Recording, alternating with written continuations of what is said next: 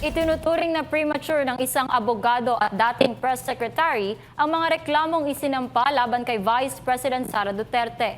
Ayon sa kanya, desperado umano ang mga nasa likod nito na patalsikin sa pwesto ang vice-presidente. Si Daniela Paulita ay magbabalita. Magiging kiss of death para sa kanilang mga karir. Mahina at maraming nakikitang butas si former Press Secretary Attorney Trixie Cruz Angeles sa mga reklamong inihain laban kay Vice President Sara Duterte sa Office of the Ombudsman. Sa inihaing reklamo ni dating Senador Antonio Trillanes at miyembro ng isang civil society group laban kay VP Sara, inakusahan nila ang bise ng plunder at graft and corruption. Kaugnay ito sa confidential funds at iba pang alegasyon noong siya ay kalihim ng Department of Education at Mayor ng Davao City. Ayon kay Attorney Angeles, maituturing na premature ang reklamo kaugnay sa confidential funds dahil wala pa umanong pinal na desisyon ang Commission on Audit ukol dito. Anya ang COA lamang ang may kapangyarihang magpasya kung may paglabag o wala sa paggastos ng pondo ng pamahalaan. Kung yung dating mga reklamo na inihain sa kanya ay hindi nagresulta ng isang kaso sa harap ng hukuman, maaari naman nilang i-file yan.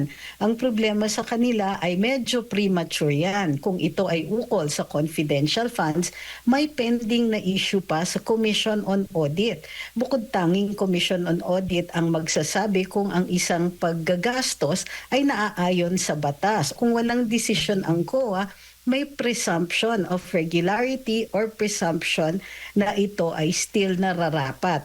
So hanggang magkaroon ng desisyon ang COA, itong mga ganitong klaseng reklamo ay premature. Dagdag pa ni Attorney Cruz Angeles, mahihirapan ding matukoy ang probable cause sa alegasyon ng 8 billion pesos overpriced laptops dahil sa kinakailangan munang may malinaw na COA findings na may malis sa procurement. Malabo rin umano ang akusasyon ng graft and gross incompetence kaugnay ng 192 na silid-aralan na naipatayo ng DepEd dahil hindi anya ang Vice Presidente ang may direktang pananagutan dito kundi ang Department of Public Works and Highways. Matibay na ebidensya rin anya ang kailangan maipakita sa alegasyong tumanggap umano si VP Sara ng pera mula sa mga drug lord noong siya ay alkalde ng Davao City na ayon sa complainant ay nag-ugat umano sa salaysay ni Ramil Madriaga.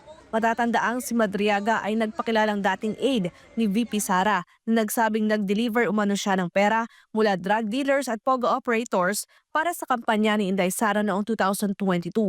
Ayon kay Attorney Trixie, desperado ang mga nasa likod ng reklamo laban sa bise upang mapatalsik siya sa pwesto na anyay malinaw na may kaugnayan sa nalalapit na 2028 elections. Ang nakikita kasi natin, itong 2006 ang huli nilang pagkakataon na tanggalin ang ating vice-presidente pag masyado nang malapit sa 2028 at napakalakas pa rin kandidato ni VP Inday, medyo magdududa na kung tutulong ang ilang mga politiko natin. Magiging kiss of death para sa kanilang mga karir. Para sa Diyos at sa Pilipinas, kung mahal, Daniela Paulita, SMNI News.